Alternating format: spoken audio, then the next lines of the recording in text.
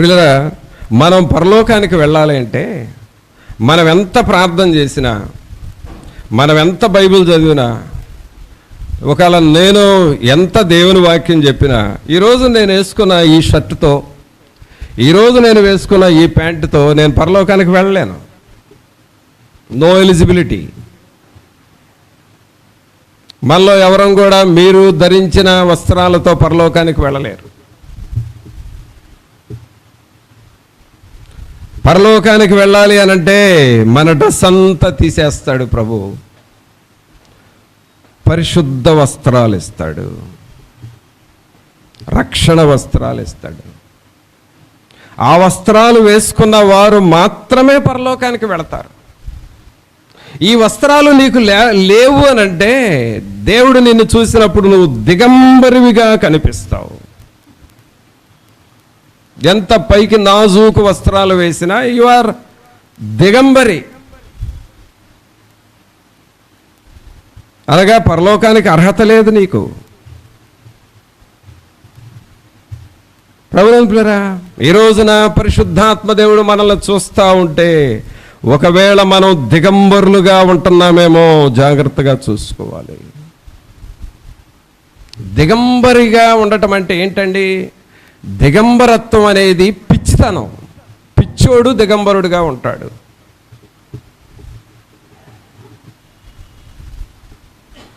ఒక రకంగా చెప్పాలంటే అంతే కదా. మైండ్ లేకపోతే దిగంబరత్వంగా ఉంటారు.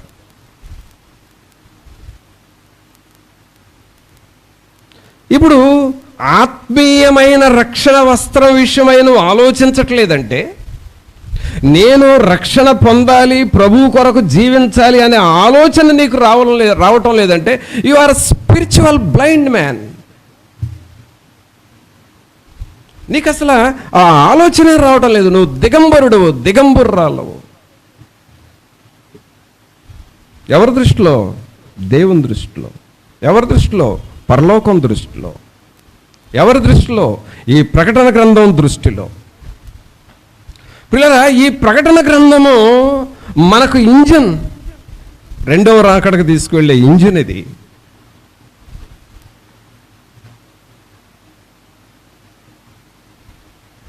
Really when I'm explaining I'm exciting in my self. నిజంగా ఇంత జరగబోతుంది, నేను సిద్ధపడాలి, మిమ్మల్ని సిద్ధపరచబడాలనే ఎగ్జైట్మెంట్లో ఉండి చెప్తున్నాను ఈ మాటలు.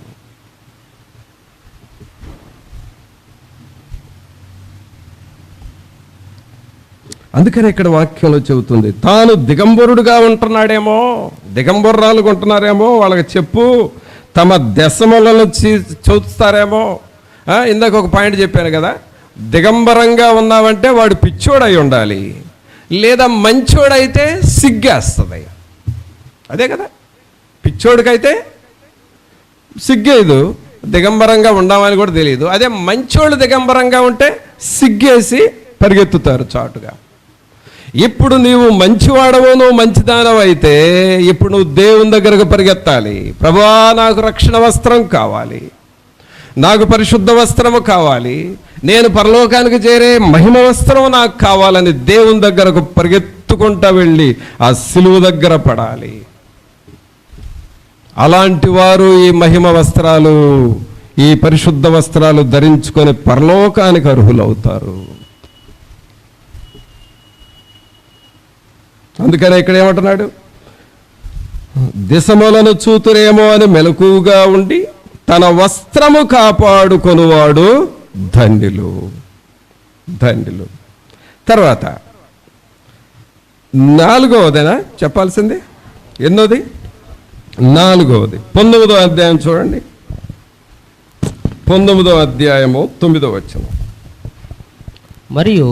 మరియు అతడు నాతో ఎలాగు చెప్పాను, గొర్రెపిల్ల పెండ్లి విందుకు పిలువబడిన వారు ధన్యులనే రాయుము. మరియు ఈ మాటలు దేవుని యథార్థమైన మాటలని నాతో చెప్పాను. ఇక్కడ ఏమంటున్నాడండి? మరియు అతడు నాతో ఎలాగూ చెప్పాను. ఏమని చెప్తున్నాడు? గొర్రెపిల్ల పెండ్లి విందుకు పిలువబడిన వారు ధన్యులు. గొర్రెపిల్ల విందు. ఈ గొర్రెపిల్ల విందు అంటే ఏమిటంటే పరలోక రాజ్యములో జరిగే ఒక మహా గొప్ప కార్యక్రమం.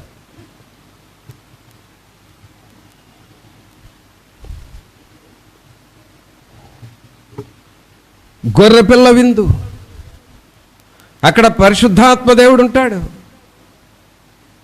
ఆ పరిశుద్ధాత్మ దేవుడికి మనకు ఒక ఆహ్వానం పంపుతున్నాడు, ఈ విందుకు రండి, ఈ వివాహోత్సవానికి రండి. అది ఎవరయ్యానంటే పరిశుద్ధులు అక్కడ చేరతారు. నేను ఇందాక చెప్పానే, రక్షణ వస్త్రము కలిగిన వారు అక్కడికి చేరతారు. అందుకనే సహోదరుడా, ఒకవేళ నువ్వు బాప్తిసం పొంది నిర్లక్ష్యంగా ఉంటే నీ వస్త్రం పాడైపోతుంది, సాతానుడు లాగేస్తాడు. రక్షణ పొందిన వారు ఎవరో నిర్లక్ష్యంగా ఉండకూడదండి. రక్షణ పొందినవారు అశ్రద్ధగా నిర్లక్ష్యంగా ఉండకూడదు. ఆ రక్షణ వస్త్రాన్ని సాతానుడు లాగేసుకున్నాడంటే మరలా నువ్వు దిశమలలో ఉండిపోతావు. అందుకనే నీ రక్షణ వస్త్రాలను కాపాడుకుంటే ఆ వారిని గొర్రెపిల్ల వివాహ మహోత్సవానికి పిలుస్తాడు. మనమందరము పరిశుద్ధులతో కలిసిపోతాం, మనమందరము ప్రభువుతో ఉంటాము, మనమందరము తండ్రి అయిన దేవుడు యేసుక్రీస్తు ప్రభు అక్కడ గొర్రెపిల్లగా ఉంటే మనమందరం ఆయన విందులో, అనగా సంఘము ఒక కన్యకగా వరుడైన యేసుక్రీస్తును కలుసుకునే వివాహ మహోత్సవమే గొర్రెపిల్ల వివాహ మహోత్సవం. దానికి పిలుస్తూ ఉన్నాడు, కానీ దానిలో పిలువబడిన వారు ధన్యులు. మరి ఆ అర్హత నువ్వు పొందుకుంటున్నావా? ఆ అర్హత నువ్వు సంపాదించుకుంటున్నావా? అందుకనే మనం అర్జెంటుగా చేయాల్సిన పని ఏంటంటే రక్షణ వస్త్రం సంపాదించుకోవాలి. మనం అర్జెంటుగా చేయాల్సిన పని ఏమిటంటే పొందిన రక్షణ వస్త్రం మనం కాపాడుకుంటున్నావా లేదా అనేది పరిశీలించుకోవాలి. అందుకని ఇక్కడ ఏం చదువుతున్నావు? గొర్రెపిల్ల పెండ్లి విందుకు పిలువబడిన వారు ధన్యులని రాయమయ్యా. రాయ్, నేను పిలుస్తాను. ఒక టైం వస్తుంది. పిలవటం అనేది ఏదో ఒకరోజు జరుగుతుంది, కానీ సిద్ధపడటం అనేది అది జరుగుతూ ఉండాలి. ఒక ఫంక్షన్ను ప్రజలు వచ్చేది ఎంతసేపు అండి? 2 గంటలు 3 గంటలు ఉంటారు. కానీ ఆ ఫంక్షన్ నిర్వహించే వాళ్ళు ఎప్పటి నుంచి సిద్ధపడ్డారు?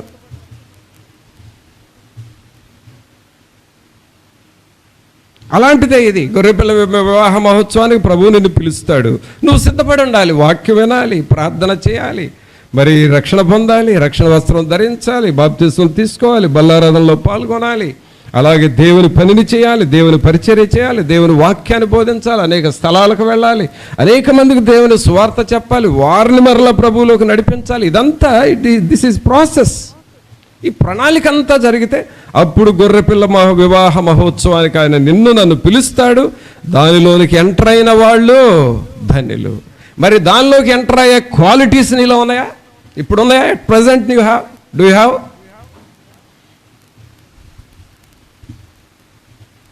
పిల్లరా, ఇది నిన్ను తత్తర చేయాలి. మెసేజ్ నిన్ను, దిస్ ఈజ్ ఎ థండరింగ్, నిన్ను లేపాలి.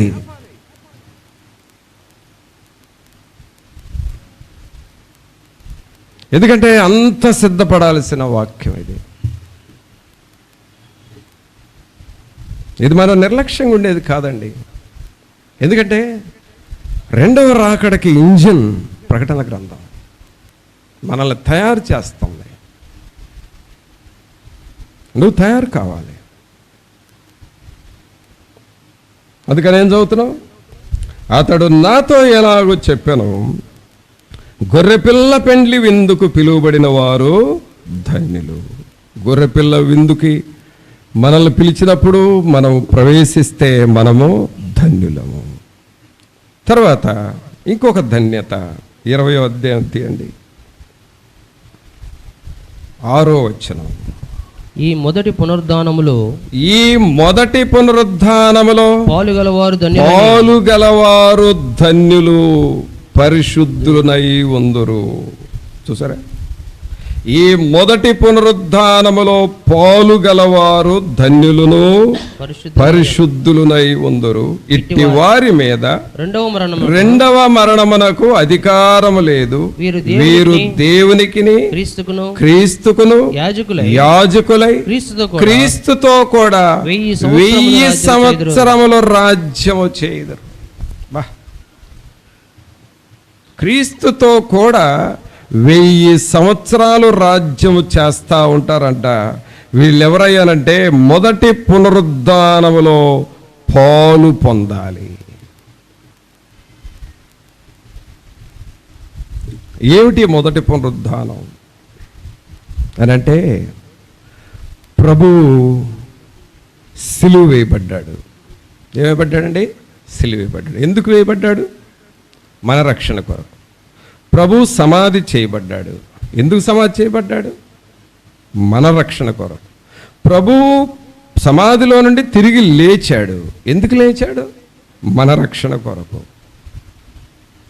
ప్రభు మనందరితో ఉండి, నేను పరలోకానికి వెళుతున్నాను, నా తండ్రి ఎంట నివాసములు గలవు, మీకు స్థలం సిద్ధపరచ వెళ్ళుచున్నాను, కాబట్టి మీరు కూడా జాగ్రత్తగా ఉండండి అని చెప్పి వెళ్ళాడు. ఎందుకోసం? మన రక్షణ కొరకు. ఈ సూత్రాలనే నీకు తెలీదా?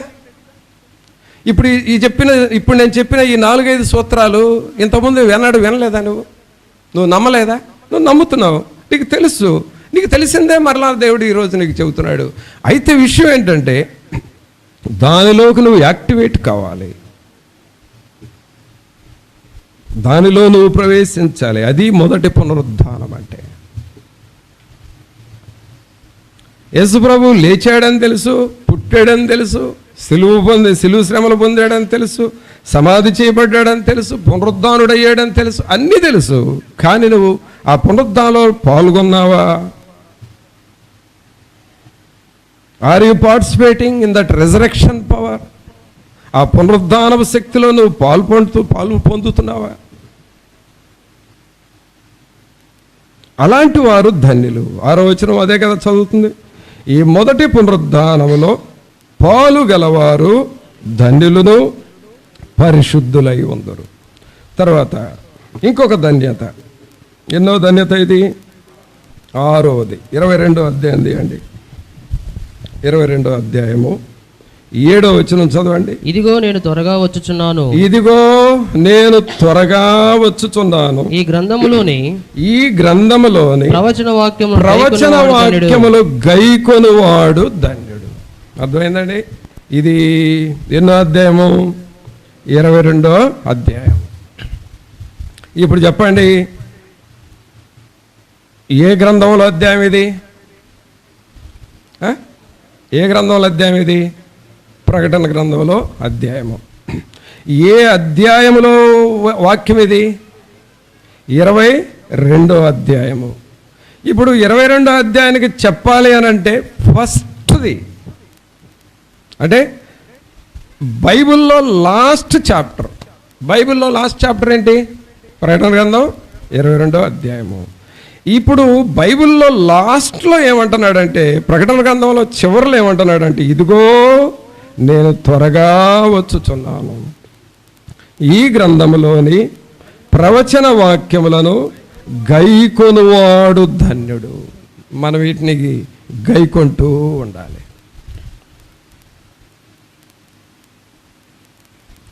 ప్రియరా, మీరు ట్రైన్స్లో చూస్తారు కదా, వాక్యాన్ని నేను కంపేర్ చేస్తున్నాను, అందుకు చెప్తున్నాను ట్రైన్ అని. ట్రైన్స్ని చూస్తారు. డ్రైవర్ ఉండేదాన్ని ఇంజిన్ అంటాం. డ్రైవర్ వెనక ఫస్ట్ కంపార్ట్మెంట్ ఉంటుంది.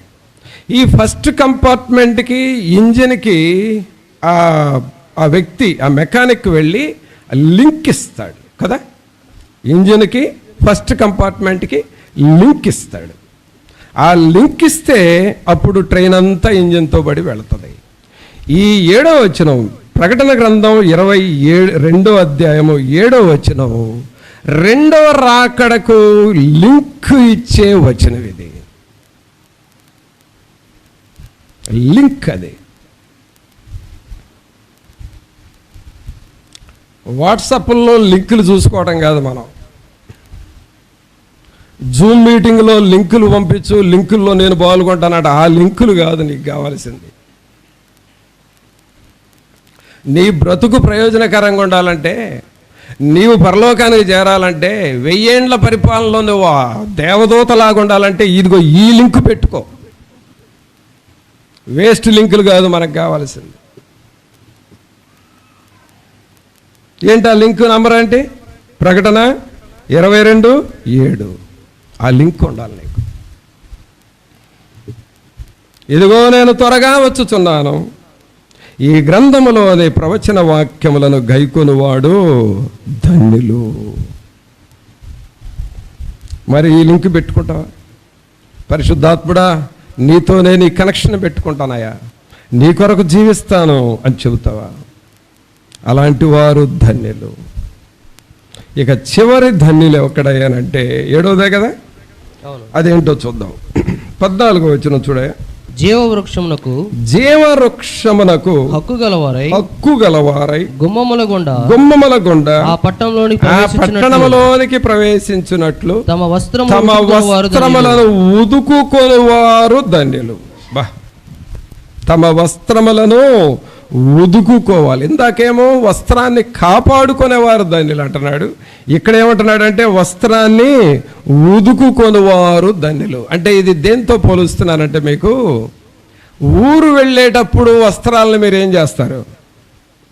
ఊరు వెళ్ళబోయే ముందు, లగేజీ సిద్ధం చేయబోయే ముందు వస్త్రాలను ఏం చేస్తారు? ఉతుకుతారు. ఉతికిన వస్త్రాలను ఏం చేస్తారు? ఐరన్ చేస్తారు. ఐరన్ చేసిన వస్త్రాలకి ఏం కొడతారు? ఏంటది? పెర్ఫ్యూమ్ కొడతారు. అప్పుడు వస్త్రాలు రెడీ అయినట్లు. ఈ ప్రాసెస్లో ఇప్పుడు మనం ఉండాలి. రక్షణ వస్త్రం మన దగ్గర ఉండాలి, దాన్ని కాపాడుకోవాలి, అలాగే దాన్ని ఉతుక్కుంటా ఉండాలి. దేనిలో ఉతుక్కోవాలి? గొర్రెపిల్ల రక్తములో, దేవుని వాక్యం అనే పునర్జన్మ సంబంధమైన స్నానము ద్వారా, ప్రార్థనతో, దేవుని పరిశుద్ధాత్మ అభిషేకముతో ఎప్పటికప్పుడు నువ్వు ఫ్రెష్ అవుతూ ఉండాలి. ఎప్పటికప్పుడు నువ్వు ఉతుక్కుంటూ ఉండాలి. ఉతికిన నీవు ముడతలు లేకుండా ఐరన్ చేసినట్లుగా వాక్యముతో నిన్ను నువ్వు అద్దుకుంటూ ఉండాలి. అద్దుకోవడం, అద్దకం, ఐరన్ చేయబడుతూ ఉండాలి.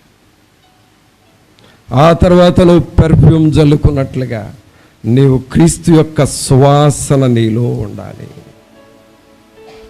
ఇలాగ మనం సిద్ధపడితే మనము ధన్యులము. అందుకని అక్కడ ఏం చదువుతున్నాం? 14వ వచనం. జీవవృక్షమునకు హక్కు గలవారై గుమ్మముల గుండా ఆ పట్టణములోనికి ప్రవేశించినట్లు. గుమ్మములు అనగా 12 గుమ్మములు. పరలోకానికి ఎన్ని గుమ్మాలండి? 12 గుమ్మాలు. ట్రైన్లో ఏసీ కంపార్ట్మెంట్లో వెళ్ళొచ్చు, కారులో ఏసీ రూమ్లో ఉండొచ్చు, కారులో ఏసీలో ప్రయాణం చేయొచ్చు. బట్ నీ జీవితము 14వ వచనంలో లేకపోతే చాలా నష్టపోతావు.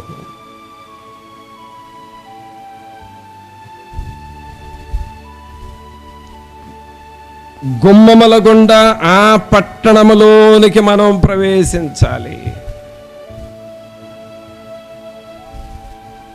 అనగా పరలోక పట్టణంలోనికి మనం ప్రవేశించాలి.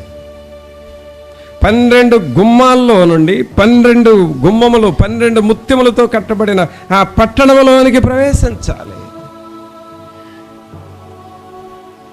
నీతిమంతులు వెళ్ళారు, మనకు తెలిసిన భక్తులు వెళ్ళారు, మనకు తెలిసిన దైవజనులు వెళ్ళారు, మనకు తెలిసిన ఆత్మీయులు ఆ పట్టణంలోకి వెళ్ళారు. మనం కూడా అలాగూ సిద్ధపడాలి.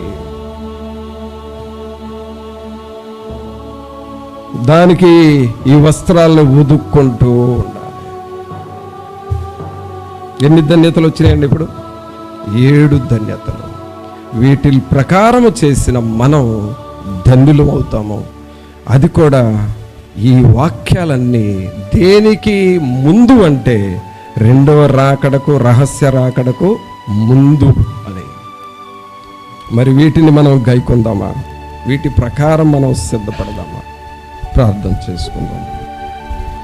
ఒక నిమిషం అందరము తలలు వంచి పరిశుద్ధాత్మ దేవుని అడుగుదాం. ప్రభా, మమ్మలను మీరు ధన్యులుగా మార్చాలనేది మీ ఉద్దేశము. ఎంత గొప్పవాడవు ప్రభా. మేము ఈ ధన్యతలు మేము కలిగి ఉండాలి. వీటిల్లో మేము ఏది లాస్ అవ్వకూడదయా, ఏది మనం లాస్ అవ్వకూడదు ప్రభా. 12 గుమ్మముల్లో గుండా ఆ పట్టణములోనికి ప్రవేశించు వారు ధన్యులు, వారు తమ వస్త్రములు ఉదుకుకోవాలని చెప్పారు. సహోదరుడా, సహోదరి, నువ్వు సిద్ధపడతావా? నిన్ను నువ్వు పరిశీలించుకుంటున్నావా? నిన్ను నువ్వు ఆలోచించుకుంటున్నావా? ఏమిటి నా పరిస్థితి అని ఈ ప్రకటన గ్రంథం చదువుతావా? నీవు అర్జెంటుగా చేయాల్సిన పనులేంటో ప్రకటన గ్రంథంలో ఉన్నాయి. వాటిని నువ్వు చేస్తావా, గైకొంటావా? మనల్ని మనం పరిశీలించుకుందాము. పరిశుద్ధుడు అయిన మా ప్రభువా, మీకు స్తోత్రాలు, వందనాలు చెల్లిస్తూ ఉన్నాము. మహోన్నతుడా, మహాగణుడా, మా ప్రభు అయిన యేసు, మిమ్మల్ని స్తుతిస్తూ ఉన్నాము. ప్రకటన గ్రంథములో ఉన్న మర్మములు, రెండవ రాకడ కొరకు మమ్మలను సిద్ధపరిచే మాటలు, ఏది అర్జెంటో, ఏది మేము త్వరగా చేయాలో సిద్ధపరిచే మాటలు మేము విన్నాం ప్రభువా. వీటి ప్రకారం మమ్మలను సిద్ధము చేయండి. ఈ ప్రియులను సిద్ధము చేయండి. దేవుని సన్నిధి, దేవుని శక్తి ప్రతి ఒక్కరిలోనికి రావాలి. ఏ ఒక్కరు కూడా మీ మార్గములో నుండి తప్పిపోకూడదయా. ఇది మీ దగ్గర ఉన్న 12 మంది శిష్యుల్లో బహు ఆత్మీయుడైన యోహానుకే ఈ ప్రత్యక్షత మీరు ఇచ్చారయ్యా. ఎందువల్లంటే పరలోకానికి దగ్గరగా బ్రతుకుతున్న వ్యక్తి యోహాను. ఆయన చెప్పిన మాటలు మేము ధ్యానం చేశాం. ఇవన్నీ యేసు క్రీస్తు కొరకు సిద్ధపడవలసిన విషయాలు. మా అందరికట్టి సిద్ధపాటు మీరు దయచి ఆ అవేర్నెస్, ఆ గ్రహింపును కలిగుండు వారిగా మమ్మలను చేయండి. మీ సన్నిధి మా అందరితో ఉంచి ఈ మాటలు ప్రతి ఒక్కరి హృదయంలో నిలవాలి, హెచ్చరించాలి, వారిని తట్టాలి, వారిని సిద్ధము చేయాలి. అలాగే ఈ మాటలను దీవించమని నజరేయుడైన యేసు నామమున అడిగి వేడుకొనుచున్నాము తండ్రి. ఆమేన్.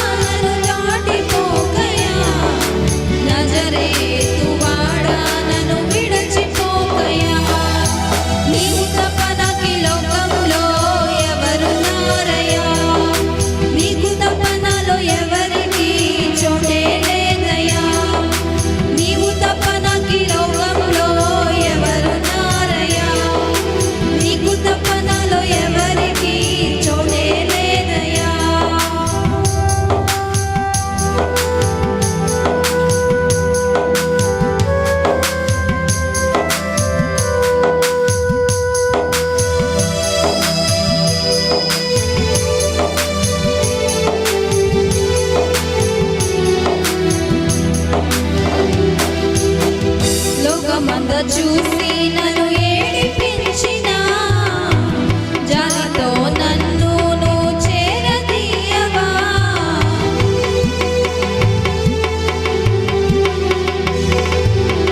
లోకమంద చూసి నన్ను ఏడిపించిన జాలితో నన్ను నువ్వు చేరదీయవా. ఒంటరినయ్యా నా తోడు నిలువవా. ఒంటరినయ్యా నా తోడు నిలువవా. దావీదు కుమారుడా నన్ను దాటిపోగయా. నజరేతు వాడా నన్ను విడిచిపోగయా. దావీదు